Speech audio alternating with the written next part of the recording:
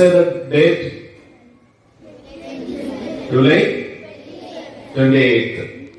Okay, all of you know about the hepatitis. Okay, then our council that delivered a good speech.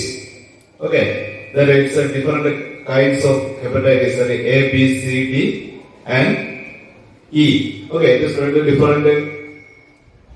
That's a viral inflammation. Okay, there are one of the important theme of this hepatitis is icon, weight. Okay, so July, people across the world celebrate World Hepatitis Day in the honor of the discoverer of hepatitis B virus, Dr. Baruch Bloomberg's birthday. The day was established by the World Health Organization. The theme of 2024 is It's Time for Action.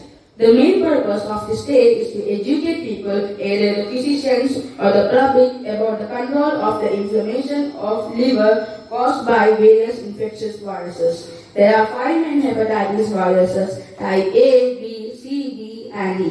Hepatitis B is a disease that affects the liver, and it also sometimes takes the form of liver cancer. Loss of